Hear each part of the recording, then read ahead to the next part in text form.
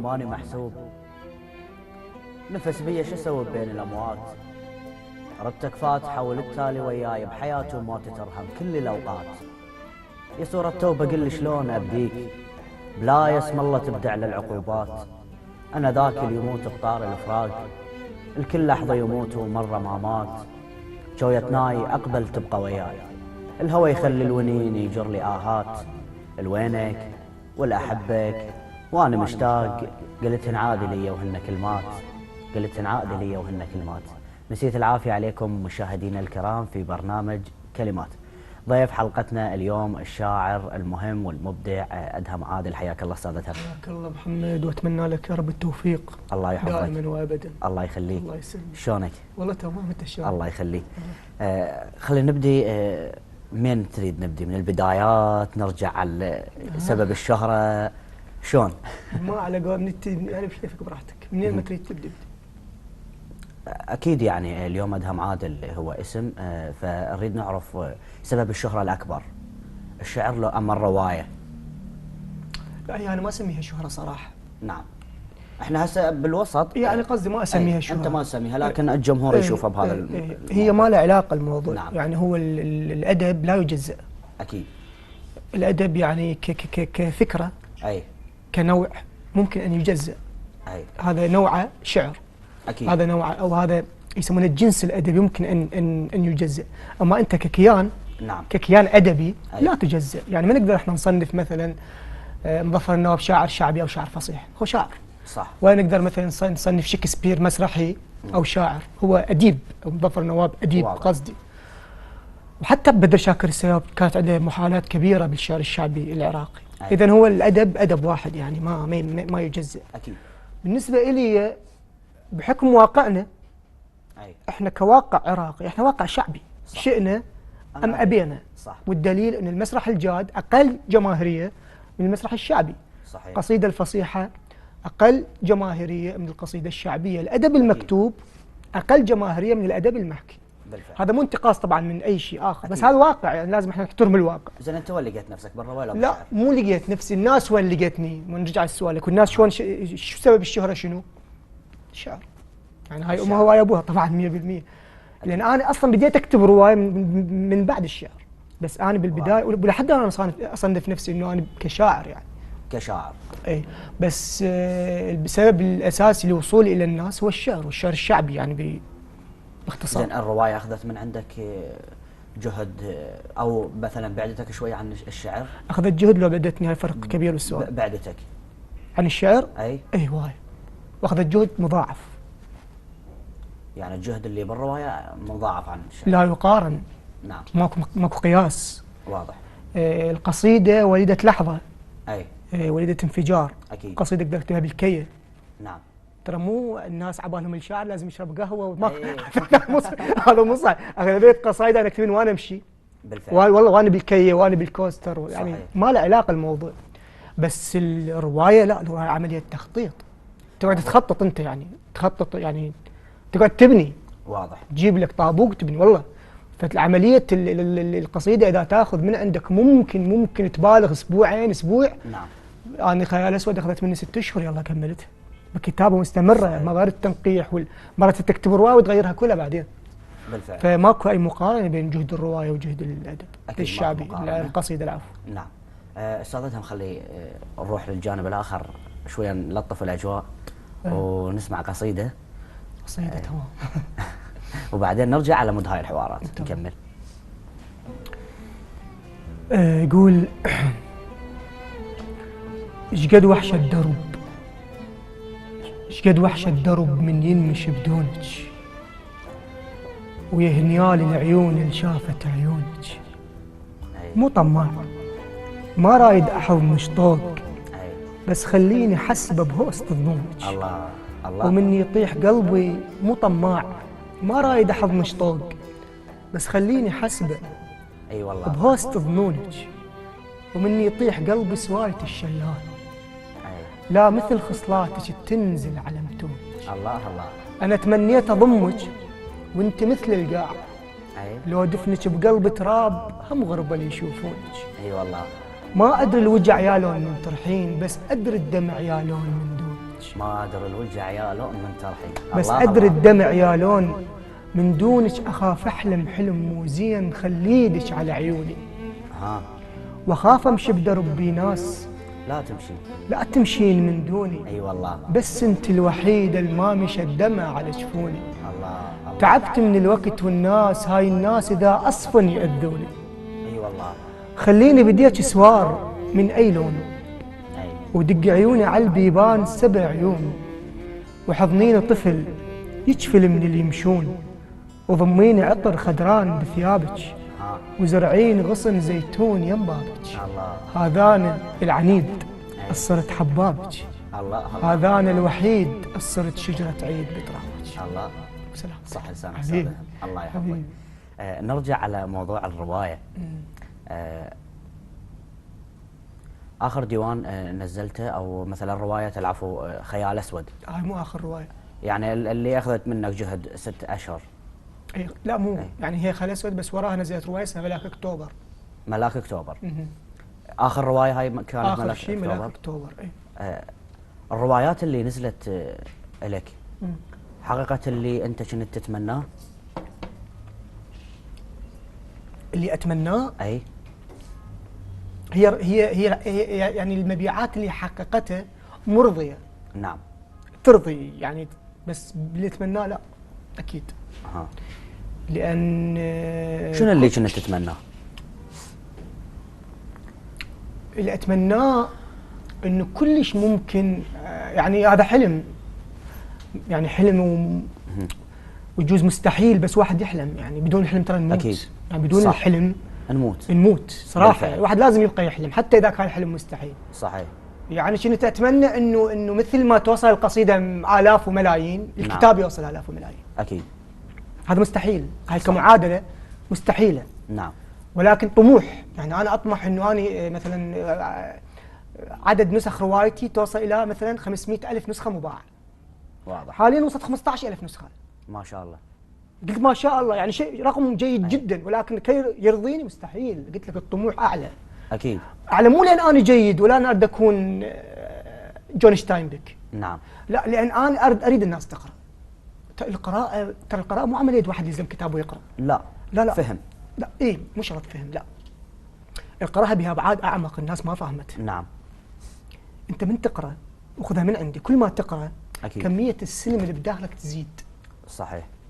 يعني جات من قصدي، يعني نعم. خلينا نبسط الأمور للناس. أي أنت من تقرأ وتقرأ بالوجدان، بالوجدانيات، وتقرأ عن قصص الناس. نعم. كمية السلم اللي بداخلك أي تزيد، وكمية العنف تقل. صح. ولهذا أنت الإنسان المثقف الحقيقي تلقاه مو عنيف. صحيح. والله العظيم تلقاه بالشارع ما يصيح، نعم.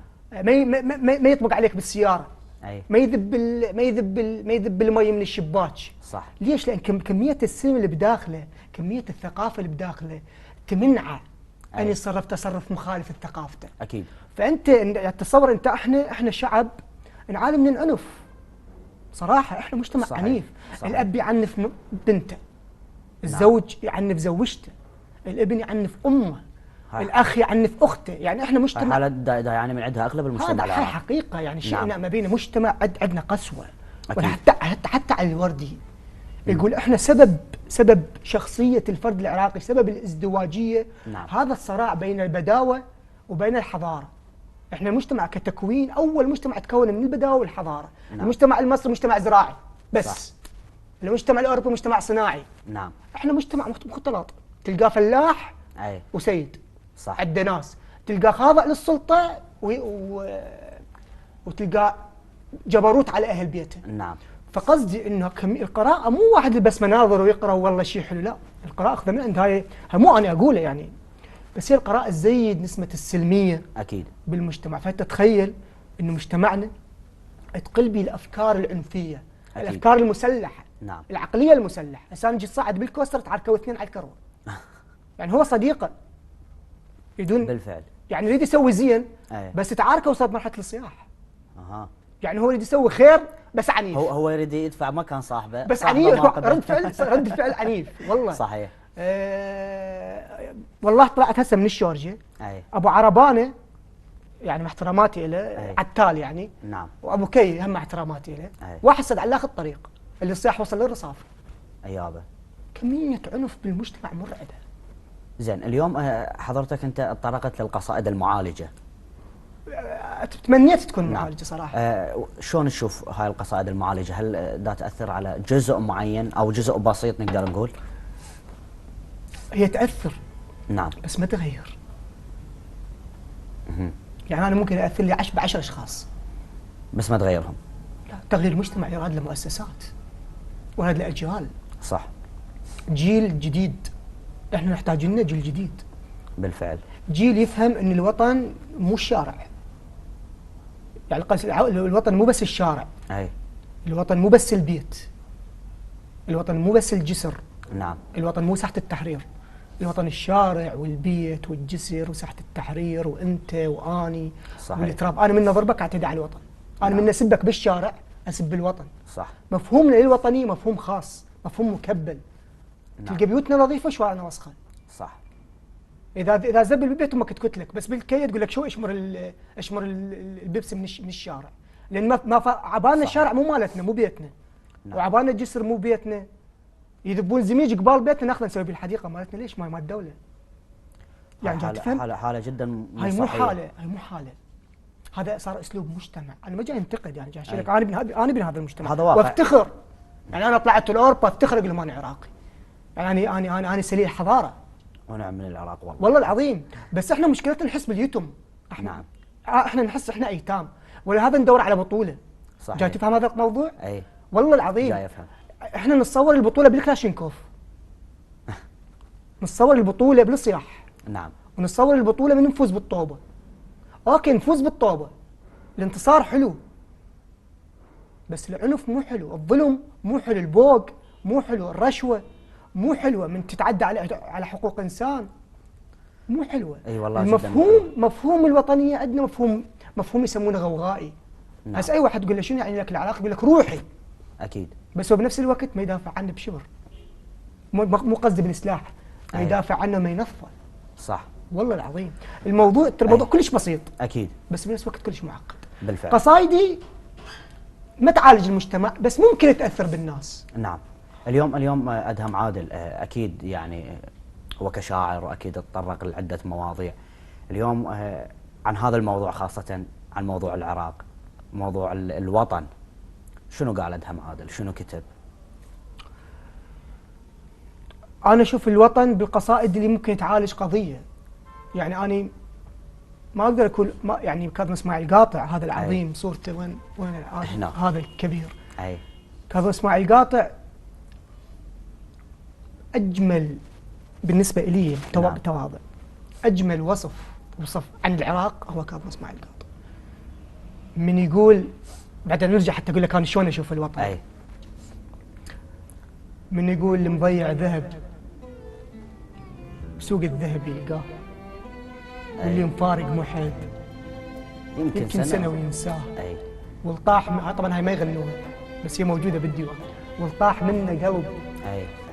قلب اصطناع اللي قوي يشكلونه هنا. الله. بس اللي مضيع وطن وين الوطن يلقاه؟ اي والله. يا وطن يا خبز يا لشاتك تقتل. اي. هنياله من صاغلك نبض القلب جنجل. اي. عذبني ما اعذبك واقتلني ما اقتلك. صحيح. طبع اللي يحب ينقتل موش اللي يحب يقتل. الله. هو هذا الوطن. طبع هذا البيت انا قصدي. أي. طبع اللي يحب ينقتل موش اللي يحب يقتل. هذا التناول المفهوم الوطن من كاظم اسماعيل قاطع خلى عندي جدار. اكيد. والله قمت انا شو اكتب ورا كاظم اسماعيل قاطع صراحه. اكتب يا عراق ايها النخل الشامخ.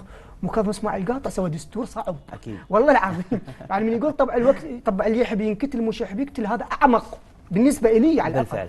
اعمق واصدق بيت على الوطن. هسه نرجع انا شلون اشوف الوطن. أي. اشوف مثلا القصائد اللي ممكن تعالج. يعني مثلا اي. مره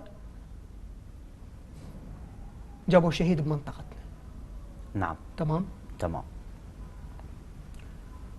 وتعرف تشقية الطين الشهداء.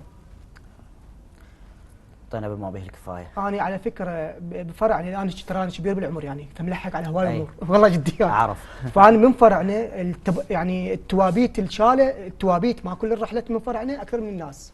صحيح. يعني ما شالوا الناس، ما شالتني لبيوتها، بس التوابيت شالت. يعني شفت التوابيت شفت التوابيت اكثر من الناس رحلت. صح. والله الناس بقت بس توابيت راحت يعني. صحيح. هذا هو بقى بس فقد ابنه، هو بقى بس فقد ابوه. اكيد. فمن ضمن هاي التوابيت جابوا تابوت امراه نعم. جيراننا، رجلها استشهد. خوش.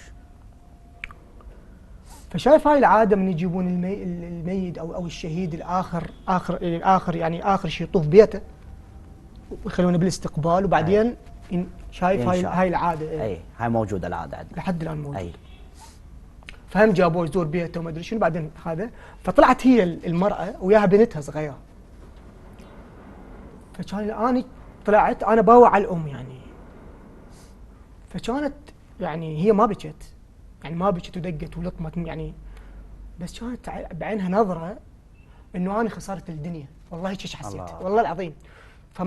فمن راح التابوت وهي جاي تصعد بالكوستر مدري شنو، فبنتها صغيره فسوت فد موقف عجيب. شالت ايد بنتها اي.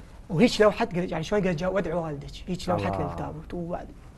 فانا هذا الموقف فكتبت على اللسان حالها. نعم.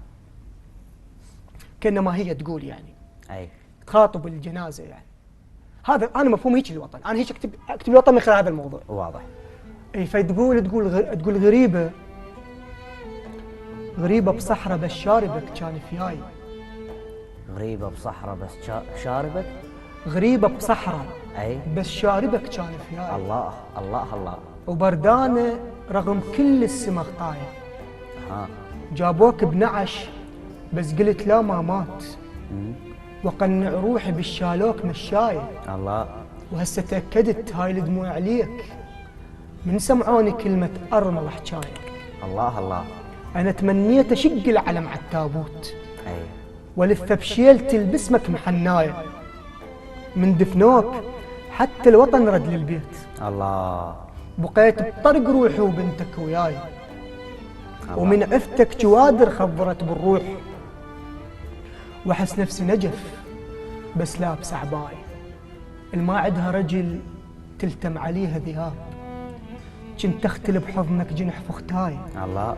وثار الموت بس اللي عنده كوم عيال، اللي عنده قصيده ومشط ومراي، اي. اللي عنده مرة تختل ويا الشباك تزت بعينها وتقرا الالف اي. اي. بس اللي يمص دم الناس لا ما يموت. اعرف ناس عدلوا كاتله هواي. الله الله. اعرف الله. ناس بس اللي يمص دم الناس لا ما يموت. ما يموت. اعرف ناس عدلوا كاتله هواي. اي. اعرف ناس تخجل تدعي بالموزين. اي. واعرف ناس تقتل على مصلاي. الله. وبعد بي حكي بقد المحنة البيك. خوش. يمن فدوى اروح لتربة جدامك. اي. غيرك كان حلمه يبوق هاي الناس. اي. وترد علاقة بيدك كانت احلام. الله الله. البنتك من ردت جنطة وحجل واقلام. ووقفت بباب واحد شايل عظامك. ها. ساومني على شعري يريد افله بليل. الله. وانا كنت استحي ما افله قدامك. الله الله. احن الشيب شعرك والمرور البيك. واشتاق الحسرة ولوعة ايامك. ها. ولد المسعدات بمدرسة يدرسون. اي. وعلى رصفة التقاطع قاعد ايتام. الله. وبعد بي حج بقد المحنة البيك. بكثر ما بي شوغل عرق قمصانك. ها. غير تكحلا من ذهب اللي يبوقون. وانا تكحلت بتراب هجرانك. الله. ضميتك بشيب رموشي وندلوك. طموك بقبر وانطوني عنوانك. اي. وينك يل كنت للموت تفتح باب. شو صارت ثقيلة وجوه خوالك. الله. ثقيلة حكاية الديان على المديون. الله. وصعب تخزر جهالك عين صحبالك. ذولك كنت تخبز روحك بتنور. اي. إذا جاعوا واشوفه يفور وجدان. الله. يا أول هيل يتفصل عليه تابوت. يم تندفن يمك وشم تربان. الله الله عليك. الله يسلمك. صح لسانك. الله يخليك.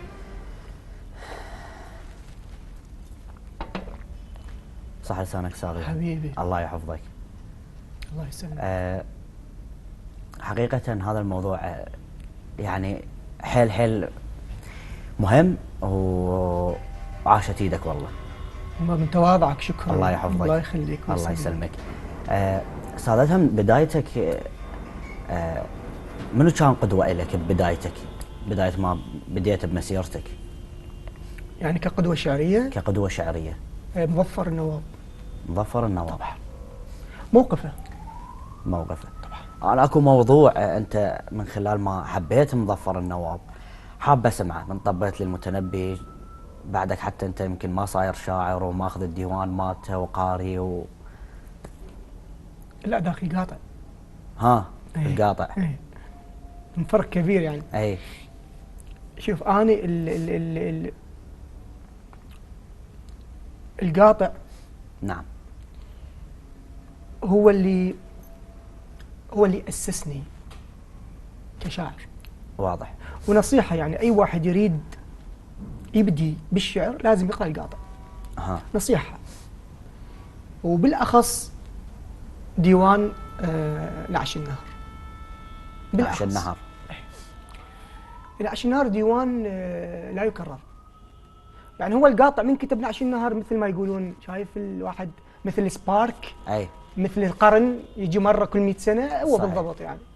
فمظفر النواب بنعش النهر تجاوز كل تجاوز الشعر، يعني صراحة تجاوز الشعر نفسه. واضح. تجاوز مفهوم القصيدة أكيد. يعني قصيدة مثل سفرة مجانين، مثل ما مرتاح، أي. مثل حصاريات، مثل ليل أموت، يعني ديوان مرعب، مثل زعلان بس يا زعل نعم. فهو اللي خلاني اكتشف الشعر واكتشف نفسي. ولكن من بديت بالشعر وقرأت النواب كموقف نعم. ضد الظلم وضد الاستبداد وضد الحكومات لا، اتخذت قدوة. واضح. ولهذا يعني أنا للفخر الحمد لله عمري ما مادح. الحمد لله.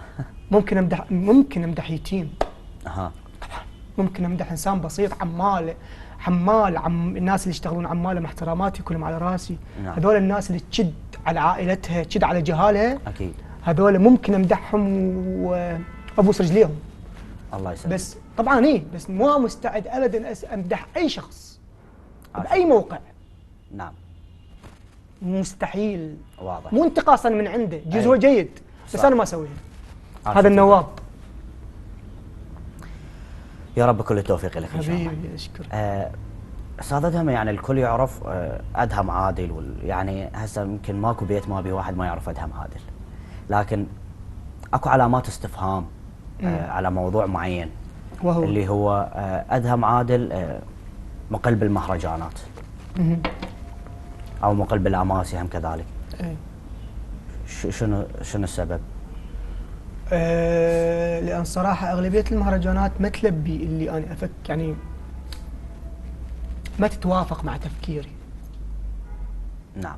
يعني ما تتوافق مع نظرتي للشعر. شنو اللي تتمناه بالمهرجان مثلا صاير حتى انت مثلا؟ يعني أنا أولا ما أحب الصراخ بالمهرجانات.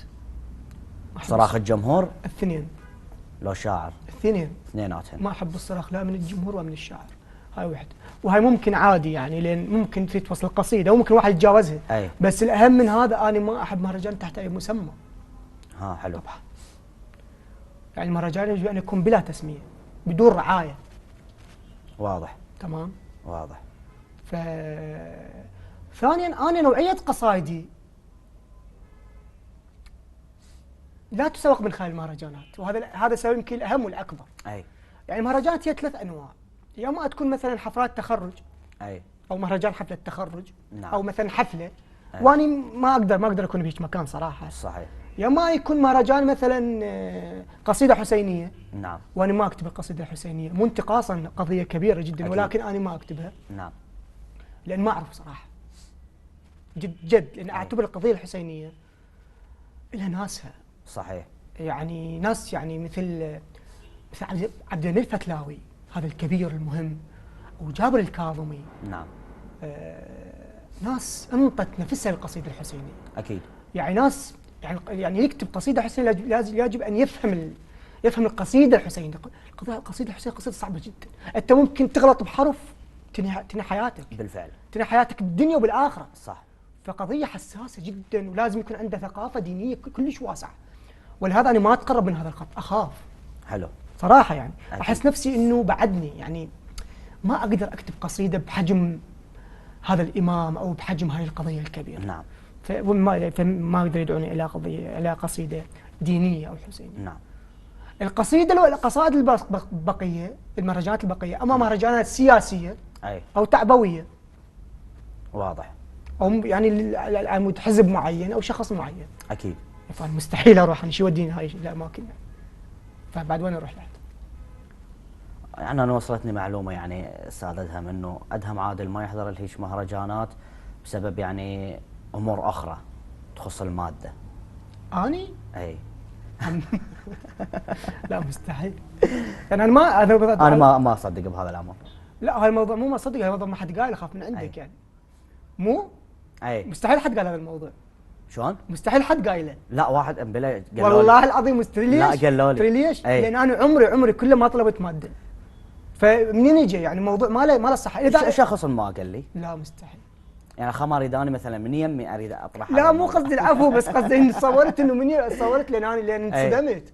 تدري لان اول مره بحياتي واحد طلع على هذا الموضوع. اها والله مستحيل يعني انا ما يعني انا كلهم يدرون بي اصلا. صحيح. ابد ما عندي هذا الموضوع. انا نفسي على فكرة من سمعت الموضوع ما صدقت. لا هذا موضوع مو خطا. اي ترى مو خطا ابد. لا مو خطا. لا كلش طبيعي. انت شاعر اي يدعوك المهرجان من حقك تطلب المبلغ اللي تريده. صح. هذا الشيء مو خطا ومو معيب. لا ابدا. بس انا من قلته لان انا ما مسوي يعني. فهمت قصدي؟ انا لو مسوي كان قلت لك. فهمت. مثلا يخابرني اقول له والله انا اخذت داخل شده. أي. يلا اجي. انا لو مسوي كان قلت لك وقلت لك الموضوع ولا عيب ولا خطا. صح. بس انا الصراحه اصلا ما صار بهيك موقف. نعم. لان نادر ما تجيني مهرجانات. اها نادر ما تجيني مهرجانات بهاي الكميات من الماده. صحيح. فاصلا ما ينطرح على هذا الموضوع حتى ارفض او انا اخلي شروط. قلت لك حتى انا ما مستحيل. اخذت هذا الموضوع يعني. بس قلت لك مو معيب. نعم. كلش طبيعي. كلش طبيعي. هذا حق. حق وعمل وشاعر يتعب وجهده. اكيد. بس انا ما صار وياي. نعم. ويجوز اذا تصير وياي يجوز اطلب. هذا حقك. تمام. حقك. بس شنو بس في المهرجان اللي بيه نوعيه معينه من الماده تعرف شنو قصدي؟ واضح. ما انعرض علي حتى. واضح. وانا لو انعرض علي كان رفضت. اكيد. لان قصايدي ما توافقهم. هم اصلا شوف من صحيح. هنا اصلا هذا الموضوع ليش ما ينعرض عليه؟ اي هم كل يدرون قصايدي ما توافق الموضوع. اها 100% يعني. واضح. قصدي فما ينعرض عليه. كلش راقي. زين اليوم اسم ادهم عادل موجود بكل مكان. ايش عجب ما نشوفك من ناحيه الاعلانات مثل البقيه؟ والله ما معروض عليه. أها. خل اكون صادق وياك. لليوم ما معروض عليه اعلان. لليوم. حتى ليش تقول لك ادم نرجع لصاحبك اللي قال مادي ما مادي، ما معروض عليه اعلان. هسه يقول ادم عادل يعرض عليه اعلانات يطلب مبالغ طائله. اي والله ودعت امي. لليوم ما معروض عليه اعلان. لليوم. ايش عجب يعني ليش؟ ما ادري. لليوم جاي اقول لك ما فد يوم واحد خابرني قال لي عندنا اعلان مثلا ملابس مشروب غاز ابد لليوم ابد مستحيل. مو خاص سالفه. لا ليش؟ ها؟ ليش؟ انا برايي مو خاص سالفه. ليش مو خوش سالفه؟ ها؟ لا مو شغله مو خوش سالفه. بس أي. جاي اعقب لك على موضوع المهرجانات. واضح. والله ما حد عارض عليه. ما اعرف بعد. استاذ خلينا نسمع قصيده تمام. وبعدين نرجع للحوار. تمام. قصيده هيك اخر تقريبا اخر شيء كتبتها. اي انا كل شيء احبها. تقول رغم ضيم الوقت والوجع ما قلنا. اي رغم ضيم الوقت والوجع ما قلنا. نضحك والدمع على العين يدنا. الله. رغم ضيم الوقت والوجع ما قلنا نضحك والدمع على العين يدنا. مقتنعين بالدنيا شو يصير. اها ما نكفر ونسأل يمتى نتهنى. الله. ما نكره بشر طيبين كنت النور اش ما تحرقنا يطلع بس خبز منا. الله الله. ما نكره بشر طيبين كنت النور اي ايش ما تحرقنا يطلع بس خبز منا. الله. ومن نعشق عشق نوصل لحد الموت. واحدنا على ولف عيونه ما هن. الله. بعدها هدومنا معلقيها على الحيطان. وبعد بيباننا بكل هوية الدن. الله. وبعدها اطفالنا ترسم وجه على الطين. اي وفطور السقف بالمطر تتغنى. الله. رغم كل هذا نبقى نغني للعشاق، اي وتظل حبوبتي بكل عيد تتحنن. الله. انتم منين؟ احنا السمر ولد القاع، ما نحب نحكي هي الناس تسألنا. الله. صلفين بشكل بس ويا بنت البيت، خجلنا من الجدم للراس ياكلنا. الله الله. وطيبين وتحبنا الناس والمونس، ومرات الشمس للباب تتعنى. الله الله عليك، صح لسانك سالتها. الله يخليك. وين تريد توصل بالشعر والرواية؟ قلت لك هو الطموح كبير جدا. اها. يعني اتمنى اوصل لكل الناس، اتمنى اوصل لكل الناس. تتمنى توصل لكل الناس؟ ايه. هذا طموحك بس؟ انت اذا وصلت لكل الناس بعد شو تريد؟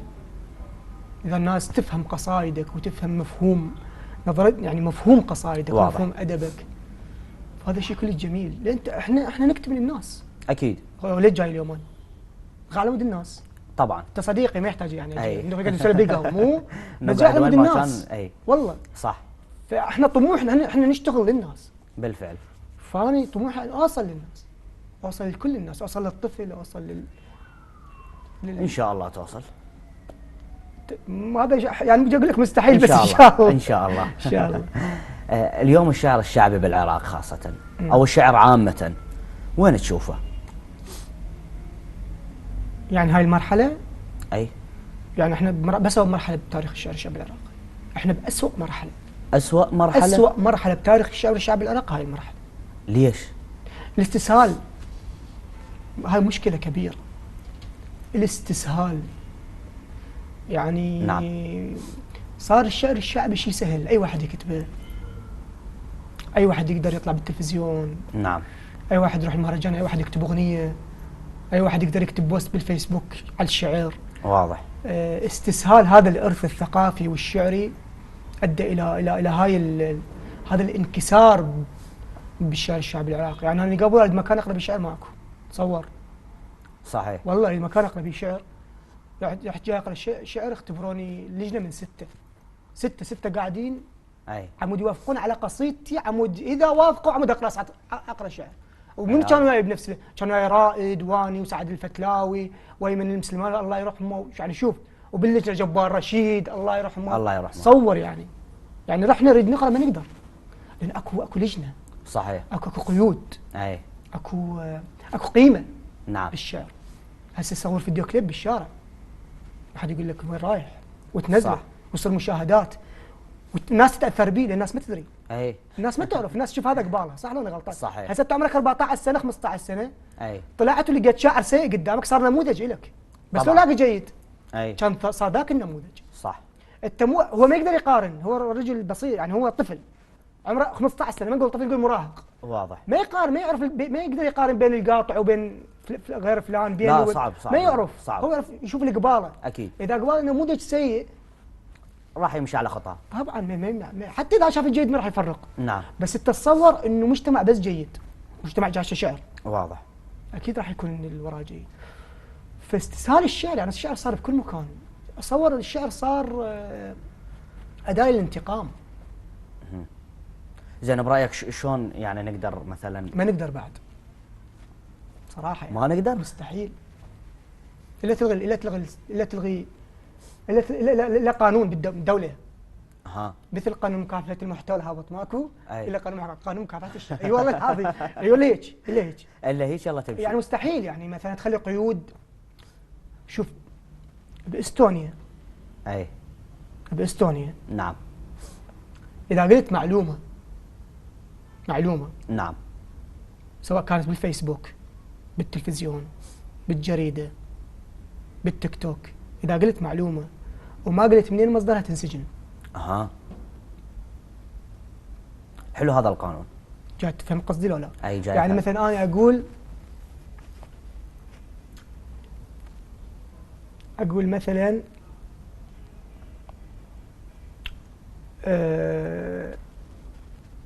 مساحة المربع طول الضلع في نفسه. مو كان مقابل رياضات مو؟ اي. مساحة المربع طول الضلع في نفسه. اي. من اجيب هاي المعلومة لازم اجيب العالم اللي قال هاي المعلومة، مصدر العالم منو قالها؟ من كتاب. كلش راقي.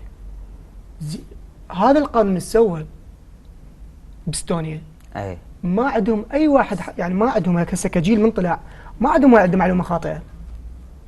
هو هذا الشيء الصح. فهمت قصدي؟ فهمت. يعني مثلا من نجي انا اقول الشمس تطلع من الشرق او الشمس تطلع انا اقدر اقول اي معلومه نعم واسويها عامه. اكيد. هاي باستونيا هسه ما لنا علاقه، هذا موضوع ثاني. قصدي أي. انه ممكن انه يتحاسب الانسان اللي ينزل اغنيه بدون قيود موسيقيه. نعم. تفرضها الناس المختصه. اكيد. بدون قيود شعريه تفرضها الناس المختصه بدون مكافحه هذا المحتوى. ما نعم. الموضوع يبقى الحبل على الجرار يعني. ان شاء الله نتمنى انه تتعالج هاي الامور، وان شاء الله كل من يصحى على نفسه. ممكن ان شاء الله.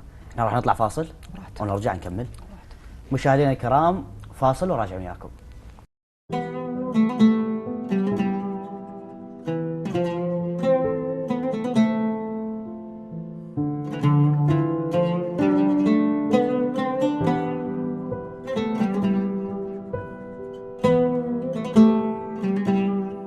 مشاهدينا الكرام رجعنا وياكم من بعد هذا الفاصل ويا الشاعر أدهم عادل. حياك الله استاذ أدهم. حياك الله حبيبي. الله يحفظك. استاذ أدهم اكو موضوع سامع، يعني هالقصيدة انت منزلها، لكن هالقصيدة اثرت علي انا شخصيا، لربما اثرت على غيري هم كذلك. هي قصيدة البنية المظلومة من ناحية إحبال العشاير من هاي الأمور. اي هاي مرة شفت بنية هي طفلة. أي. نعم. يعني طفلة أي. وشايلة طفلة. طفلة وشايلة طفلة. اي يعني يعني متبوع، يعني هي مو طفلة بس تبوع عليها طفلة. واضح. وشايلة طفلة. فأنا صورت إنه هاي مثلا هاي منتظرة، يعني هاي الطفلة الأكبر من هاي الطفلة الصغيرة مثلا منتظرة الأم. أي. وهاي أختها غير. صح. بعدين تفاجأت إنه هاي بنتها. أها. وزوجها والكارثة الأكبر إنه زوجها مستشهد. يعني تصور هسه. الله أكبر. يعني عمرها 16 سنة هي هاي البنية 16 سنة وأرملة. والله هاي جريمة. اي والله. بالقرآن يعني عمرها 16 سنة وأرملة. الزوجة عمرها 14 سنة. والزوجة بعدين هي زوجة غصب، يعني زوجة غصب من أهلها، يعني أهلها بطلوها من المدرسة. أي. يعني هذا طبعا هاي لازم تحاكم، هاي الأسرة، هاي أسرتها لازم تحاكم. مو بس هاي الأسرة، اكو هواي أسر. يعني قصدي يعني واحد بنته، هواي عوائل دا تجبر بناتها، هواي دا تظلمها. واحد بنته عمرها 14 سنة يبطلها من المدرسة ويزوجها. تمام؟ تمام. الكارثة إن زوجها استشهد. أي. وجابت بنية وصارت أرملة صار عمرها 16 سنة. يعني هاي بالأفلام بتصير. نعم. اي في الوقت كتبت عليها يعني قصيدة من هي اسمها رسالة من فتاة عراقية يعني. واضح. تسمح لي اقراها بالموبايل؟ اي تفضل. دور رسالة من فتاة عراقية مسلوبة الإرادة. اي. أنا بنية فقيرة وحيل مظلومة، بحبال العشاير وهلي معدوم. الله الله. شنو ذنب انسجن وردة ورا الحيطان حتى من القمر يا ناس محرومة. الله الله الله. عار البنت لازم تنستر بالبيت. اي. كل لحظة أموت بكلمة مسمومة. الله. يلوموني إذا أضحك بوجه الريح، ويخنقوني إذا يدرون دمعي يطيح. الله. ويقتلوني إذا يدرون قلبي يصيح. ما أريد أنغصب وأتزوج من إنسان ما أحبه ولا أعرف شنو أرسوم. الله الله. ويقتلوني إذا يدرون قلبي يصيح. ما أريد أنغصب وأتزوج من إنسان ما أحبه ولا أعرف شنو أرسوم. أي. وإذا واحد غصبني وسلب أفت بليل، لأن رجال ما حد يقدر يلوم. الله. بطلون الدراسة بعمر 10 سنين وقعدت بغرفتي وأحلامي مهدوم. الله. مستقبلك بيتك قاعد يا تعليم، سكتوا بالقلب كم صرخة مضموم. أي. حجبوني غصب خافوا عيون الناس، أريد أفتح قذلت طيور مظلومة الله. وقبعوني لأن طول البنية شراع، أخاف أخطف ذنب عالصايم بيوم، خلوني أفكر بالشرف ليضيع وأنا من اللعب هستوني مفطوم. الله الله الله. خلوني أفكر بالشرف ليضيع ليضيع وأنا من اللعب هستوني مفطومة. دفنوني قمر جوا الليالي السود، وإذا مات القمر تطشر نجوم. الله. وصح انتو بشر باللبس مستورين، بس هو عقلكم نازع هدوم. الله. وصح انتو بشر باللبس مستورين، بس هو عقلكم نازع هدوم. بس هو عقلكم نازع هدوم. شنو ذنبي أعيش الدنيا بس لمرين؟ الله. البنية بهالوطن لو خدمة لوني. الله. مرات أريد أحكي اي واسكت من الخوف، خلوني أعيش بنية مكسورة. ها. مو بس سلبون أحلامي والضحكات، ولا خلوني دمعة بغرفة مشمورة. ها. أخذوا حتى روحي وفطرة النسوان، لا أقدر أحب لا أصير مغرورة. أتمنى أحن واشتاق وانطلوان، اي أتمنى أعيش بنية مو صورة. الله. أنا الما عندي قيمة ولا دمع مسموع، أنا المنصدق على السكتة مجبور. الله. وأنا الما عندي حس مثل الشجر بالبيت، ويا هنيال الشجر يحكوا يا عصفورة. الله. يقيسون الستر بالهدم، ما يدرون الناس بلا هدم مرات مستور. الله. الله. الله يسلمك. صح لسانك الله سامي. يسلمك. صح لسانك. هاي القصيدة يعني صراحة أثرت. شوف خليني أقول لك فت شغلة. أكو يمنا بالمنطقة، هاي القصيدة أنت قرأتها وياي ببرنامج، تمام؟ تمام. أنا نشرت هاي القصيدة على صفحتي الخاصة. أي. اجى أب علي قال هذا وين هذا الشاعر؟ دليته بالمتنبي، تلقاه بالمتنبي. أي. تمام؟ قال هاي القصيدة حسستني انه انا ظالم. قلت له شلون؟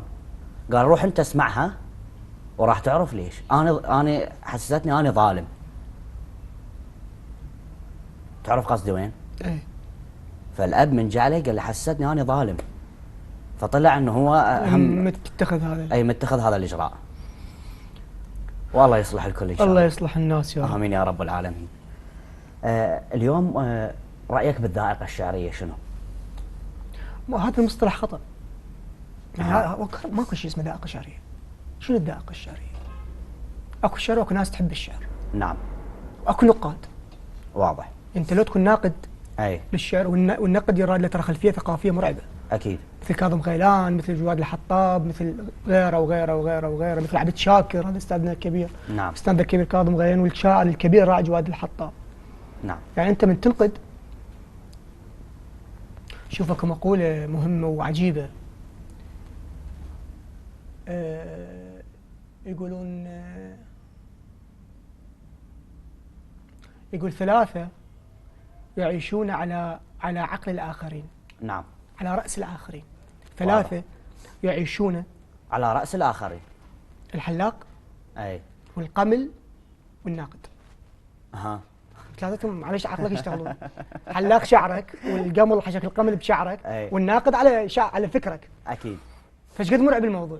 مرعب انه انسان ينتقد فكرك، فيراد له يكون ممتلئ. صح. فقلت لك هو يا ما يكون ناقد، يا ما يكون محب للشعر، أي. وما تكون شاعر. هذا التريولوجي، هاي الثلاثيه. نعم. ماكو شيء اسمه ذائقه. يعني الناس تحب الشعر ما اسميهم ذائقه. شنو الذائقه؟ هو مو مجتمع. التسميات تطلق على مجتمع. اكيد. الحشاشين عشان مجتمع. الحرافيش اي مجتمع. فهمت قصدي؟ فاهم. اما الذائقه مو مجتمع، فماكو شيء اسمه ذائقه. زين اليوم احنا جاي نسمع بالوسط.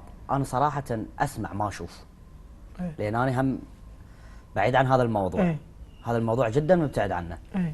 يعني موضوع الذائقه والذائقه. طبعا هسه حتى الناس اذا تسمع أي. الذائقه يتفاجئون شنو أي. الذائقه. والله العظيم بعيد عن الموضوع. الذائقه أي. والنخبويه وهيج امور. لا ما له علاقه. زين النخبويه احنا دخل على فكره. احنا دائما اي مو بس الشعر، احنا دائما داخل الامور بمتاهات ما لها علاقه وما نطلع من عندها. اكيد. هاي متاهات ما لها علاقه، ما موجوده. الموضوع ترى ابسط بهواي يعني. تقرا قصيده الناس لا تحبها لا تضج من عندها. اكيد. هاي ما هي ابوها. مثل ما انا احب مطرب ما احب مطرب. صح. ليش ماكو ذاقه بالطرب العاد؟ شو ماكو ذاقه؟ نعم. اكو ذاقه طربيه؟ بس تقول اكو ذاقه شعريه؟ اي. اكو ذاقه طربيه لو لا؟ اي. وين؟ هم شلون يعني شلون؟ وين هو يعني بمفهوم؟ لا قصدي يعني مفهوم، يعني انت تقول انا تصورني ذاقه ناس أي. تلتقي بمكان ومجتمع. اي. بس ماكو هيك، اكو ذاقه رسميه، اكو ذاقه نحتيه. ماكو هذا مطرب الشيء. لو تحبه لا تضوج من عنده، صح. لو تسمع هو حتى انت مالك حق تضوج من عنده. صحيح. انت مالك حق تضوج منه ولا صح. لك حق تكرهه، انت لو تسمعه لو ما تسمعه، على اساس تكرهه وتضوج من عنده، بالضبط الشاعر، لو تحبه لو تسمعه، لو ما تسمعه تعوفه. صح. مو تهاجمه وتنتقص من عنده. اكيد. على فكره مفهوم احنا عندنا مفهوم الكره والحب مفهوم خاطئ. نعم. يعني انا هسه محمد اي. كلش ممكن ما احبك. نعم. كلش ممكن. بس انا احبك تربيه، بس كلش ممكن ما احبك. بس يعني من المستحيل اكرهك. صحيح. اكو فرق. صحيح. انا ما احب هذا الجلاس. اي. بس ما اكرهه. نعم. مثلا نعلم حتى اطفالنا، نعلم الطفل لا تحب مثلا لا تحب البزون، بس مو تسحلها من ديلها، لا بالفعل. تكرهها. الكره عمل عنيف. اكيد. يعني انت من تكره واحد تتمنى له الموت، صح. تتمنى له يضيع، تتمنى له يحترق. هاي كارثه. لا تحب يا اخي، لا تحب، لا تحب كل الناس. أكيد. بس لا تكره لك بشر. نعم. يعني انت لا تحب بس لا تكره. مشكلة والله. والله مشكلة. خلينا نبدي نغير الأجواء شوية. يلا غير. مو صحيح؟ غير براحتك. ها. والله براحتك. راح أبدي أني. ايه. وأنت أهم تبدي وراي. ابدي شنو شعر؟ هي شعر؟ ايه يلا. أي. شوية نتغزل بالموجودين. يلا تمام. الله يحفظك. ما أكتب غزل وأخجل من الناس، بس عيونك اطلعت عيني. قمت أتغزل بأوصافك هواي، وكل ما ذكرك يزغرن سنين. جميل. أرجع من جديد أنخلق كل يوم، بلا يذنوب لما تلزميني، مثل الطفل أشيلش بين الأحضان، وذيك الساعة أشوفش كل حنين. جميل. منين كل هذا الدفو؟ أي. وش دعوة هالقدافية؟ أها. اخذي عافيتي ولو بي قليل العافية. الله. اسم الله لو هب الهوى وفزز قصايب غافية. أي. برويحته شلتش طفل وصلت دمعته شفايفة. أي. وحنيت لك كحلة ودمع ضحكة وقصيدة وسالفة. الله. ما دام ضميتش نفس مكسورة ليش وخايف. أي. عيوني من فارقة كفك دنيا ما نشفت بكيها. أها. فرد خصلة من الظفيرة جيت أضم سنيني بيها. الله. روحك اللي علمتني أفرح فصلة الضحكة بديها. ها. يعني اليوم أدهم عادل، قصيدة اليوم بانتظارها أنت. القصيدة لحد الآن ما كاتبها؟ أي اللي أنت تنتظرها تكتبها. لا أنا ما أفكر هيك. أها. ما أفكر إنه منتظر قصيدة، القصيدة تجي بوقتها. يعني ما منتظر، ما أفكر إنه أكتب قصيدة عظيمة وش وقت تجيني الفكرة العظيمة وأكتب القصيدة العظيمة. نعم. أنا علي أثابر. واضح. بكتب جتي ما جتي الله وياها. أكيد. لازم هيك يعني صراحة. بس أنا منتظر قصيدة معينة تغير حياتي مثلا مستحيل. لا مو تغير حياتك. لا أنا أكتب.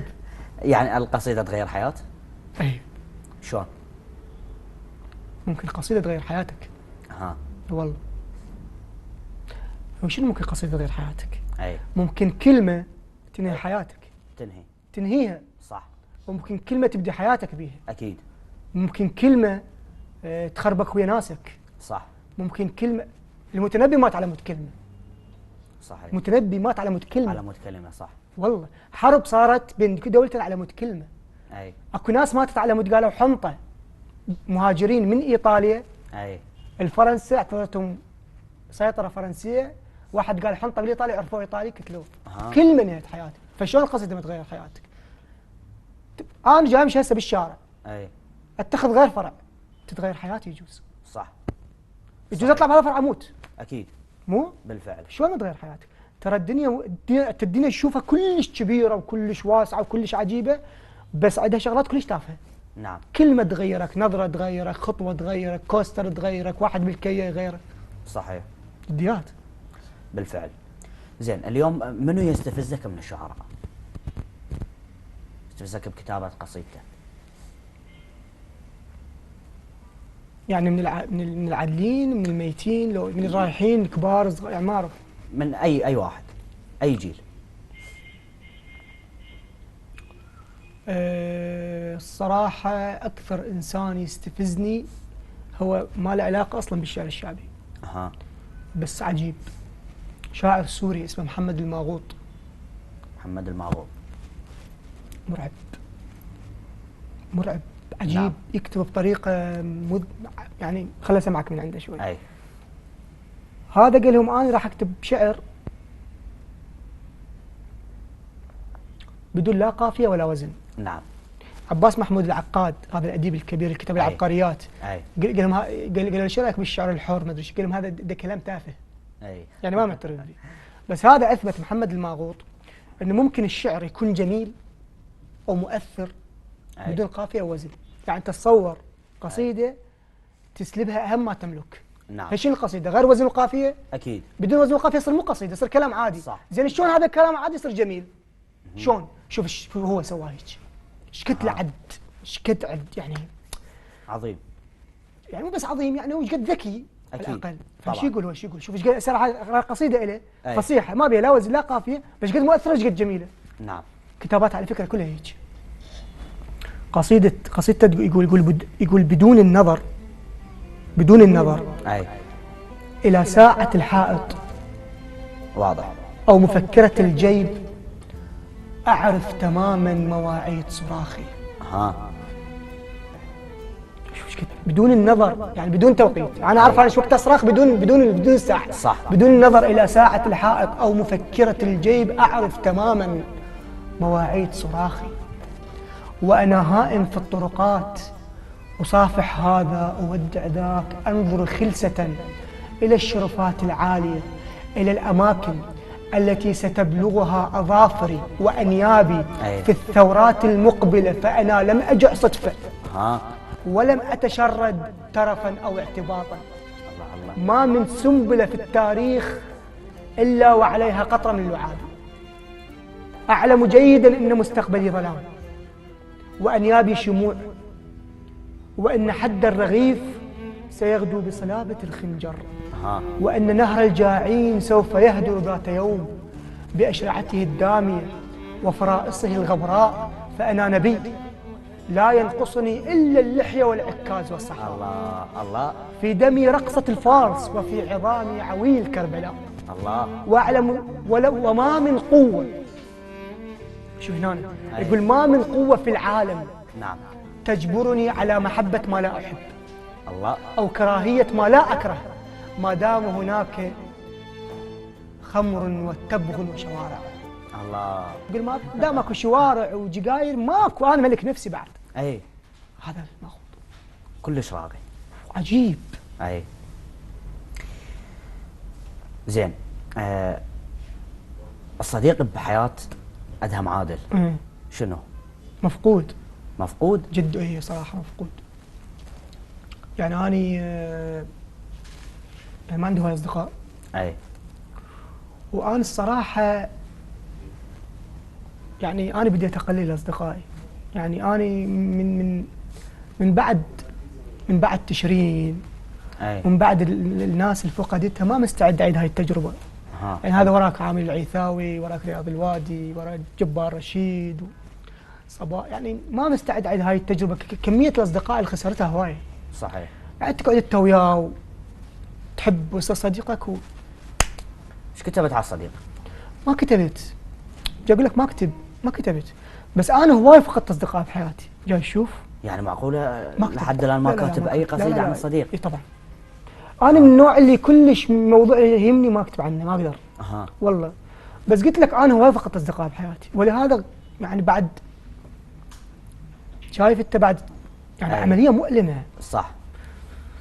فحاليا يعني عندي ما يقارب 3-4 أصدقاء. لا والله هواي جزء صديقين بس. جيد. طبعا كانت حلقة جدا ممتعة بوجودك حبيبي. الله يحفظك. واستمتعنا هواي يا ربي. استفادينا هواي من والله أتمنى هالكلام. أتمنى الله يحفظك. طبعا احنا وصلنا لنهاية الحلقة حبيبي وما حسينا بالوقت وياك. شرفت والله، الله شرفت يحفظك. شرفت. شكرا لك وشكرا لحضورك. من عيوني. الله يحفظك. من عيوني. مشاهدينا الكرام، وصلنا إلى نهاية حلقتنا لهذا اليوم، انتظرونا في حلقة أخرى، إلى اللقاء.